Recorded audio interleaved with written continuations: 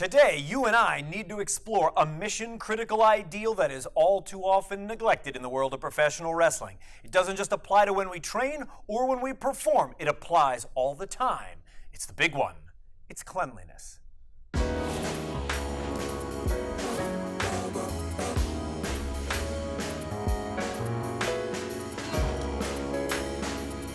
I'm Mike Quackenbush. This is Till We Make It. And you know, there's one topic people come up to me and ask for a video about more than any other, and that is this one, the one we're going to break down today, cleanliness. And the reason for that, no doubt, is because we have all shared a locker room with someone who tends to neglect their own personal hygiene. And you know, a lot of professional wrestling, it's in the groin, so to speak. I'm reaching right through there every time I pick you up for a body slam. We are in close physical proximity to each other, even when we train. At every stage of what we do, we are grabbing another human body. And it's for that reason, as if it wasn't obvious enough, that we need to spend a little time talking about acceptable guidelines for your personal hygiene. Let's start with the very biggest one of them all. Before you go to training or before you turn up for a live event, you need to take a shower. I know that seems like the kind of thing that maybe shouldn't have to be said out loud, and yet the fact that so many people have asked for exactly this video tells me they know someone who comes to training fresh from work or fresh out of bed without having showered, or similarly turns up at a live event clearly having not showered.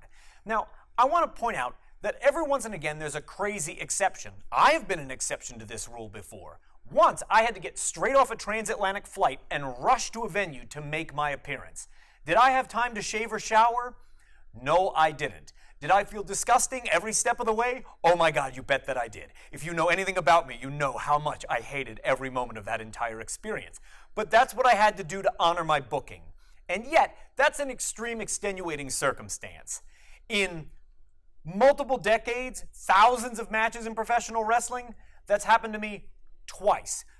Once coming off that flight, and one other time I had to sleep in my car or I would not have made it to the booking because I had to drive 15 hours between two shows. So let's place aside that extenuating circumstance like the ones I just described. Apart from that, there is no excuse to turn up to practice or to a live event without having showered. Show enough self-respect to be clean. And keep in mind, you are going to grab somebody, and somebody is going to grab you. So show respect to whomever you are working with that day by showing up showered. Coming in at number 2 on the Cleanliness Hot 100 is deodorant or antiperspirant. And yeah, you need some. Whether you shave or not, you need some. You might be putting somebody in a headlock. They might be trapped in your armpit, and they have no choice. You have the choice. So put on deodorant or antiperspirant before every time you practice and every time you perform. No excuses. As it relates to hard and fast guidelines in professional wrestling, number 3 definitely makes that list. You've got to trim your fingernails back. No one wants to be cut or lacerated by a jagged nail while they're out there grappling.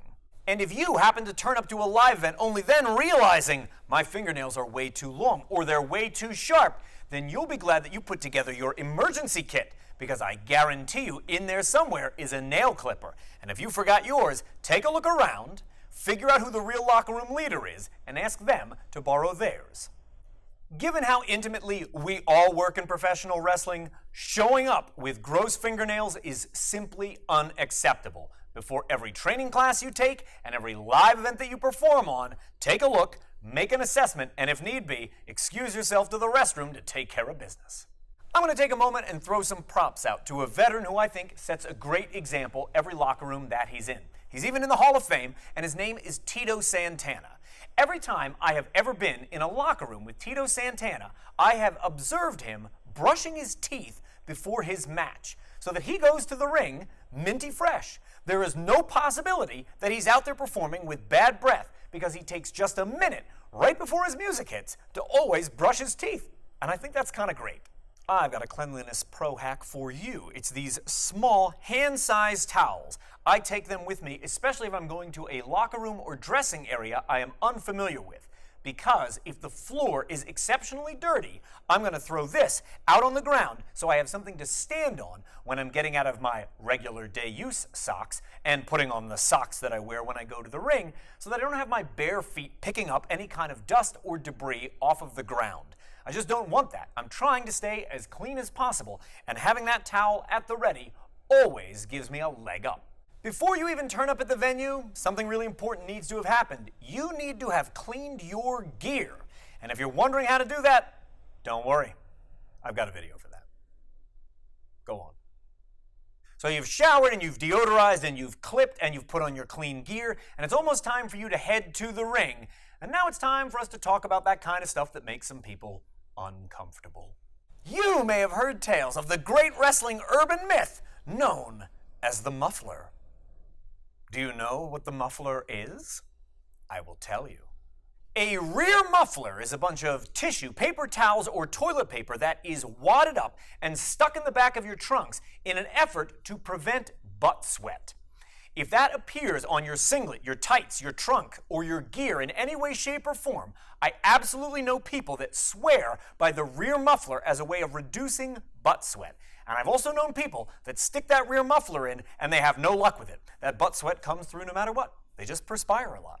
And you know I wouldn't have bothered with the designation of the rear muffler if there wasn't also a front muffler, right? You might be, or you might know someone who occasionally cannot help when they are struck in the midsection of allowing a drop of pee to sneak out. This isn't something people do voluntarily, but if they're struck with such force in the middle of their body every once and again, a drop of pee gets loose. And it's for that reason that someone somewhere invented the front muffler, also made up of paper towels, tissues, or toilet paper, and inserted in the front to avoid the circumstance of trunks or gear showing that single drop appearing.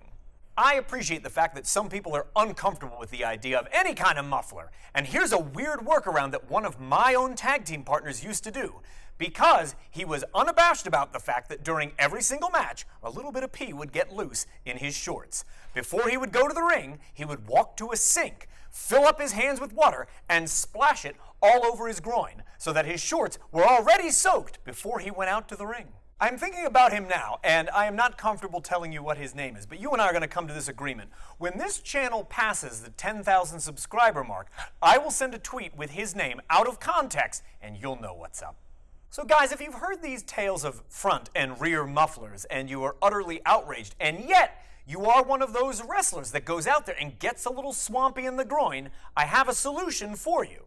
To be clear, these guys are not a video sponsor, but this is the real product I absolutely use before every time I practice and every time I perform.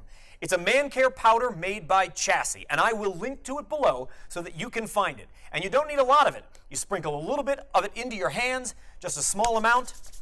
You work it up and coat both hands with it, and you go to town. And this is going to prevent you from getting all swampy while you're out there working up a sweat. Chassis' Man Care for down there has no talc in it whatsoever, so if you have an allergy, you're gonna be okay. They've also started to roll out new products in this line, and I just want to advise you of this. Unless you're in the mood for some really spicy, tingling action going on down there, you want to stick with the classic recipe. And now something for after the performance is over. You've come back to the locker room, but let's say that the venue that you're at doesn't have a shower. What are you supposed to do? You're going to jump in the car all gross to commute to your next booking? You got to jump on a flight and head home for several hours feeling like that? Well, in the event that you are somewhere where you can't take a shower and there's no possibility of taking one after your performance, I tend to do this. I travel everywhere with a pack of baby wipes, and I will generously wipe my entire body down with those baby wipes so that I feel as clean as I can possibly feel before I put my clothes back on and begin my travel to the next destination. Premium baby wipes aren't cheap, and if you've got a baby, you know what I'm talking about. But there are cheaper alternatives. I'll link to a couple down below, and keep in mind they come in scented and unscented, so whatever is your personal preference, I'm sure that's going to work out just fine. It will definitely help you feel cleaner in a scenario where showering just isn't an option. I got one more tip on the topic of cleanliness before we're all through.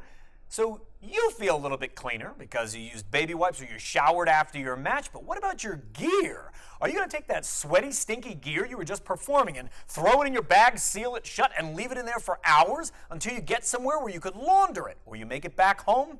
No way. I've got a hack for you that's so old it's new. Make sure to take along a box of dryer sheets in your bag. And if you don't know what I'm talking about because you don't use them for your laundry, I'll link to some dryer sheets below. They are thin, sometimes scented pieces of fabric that are typically meant to be thrown in a dryer as your laundry is being cleaned. However, I put it between every layer of my sweaty gear, especially if I'm traveling a long distance. One, it will begin to absorb some of the sweat and perspiration that's in my gear. It will also leave behind a pleasant scent if the dryer sheets that I picked do in fact have a scent. I would like to take this opportunity to add, though, using dryer sheets between every layer of your gear is no substitute for cleaning your gear. You gotta clean your gear. You don't want to show up stinky for any reason. Not because you forgot to shower, not because you forgot to take care of yourself, not because you forgot to clean your gear.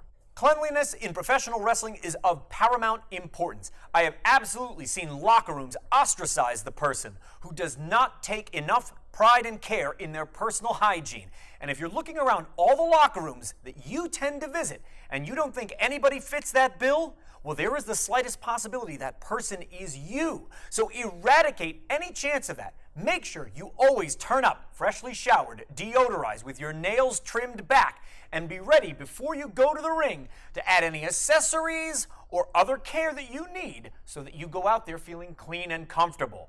If you intend to shower after the fact, pack accordingly and be ready for those venues where showering isn't even an option. I always pack a healthy supply of baby wipes. And before packing up my bag and heading back home or to wherever I'm headed next, I make sure to put those dryer sheets between every single layer of my gear.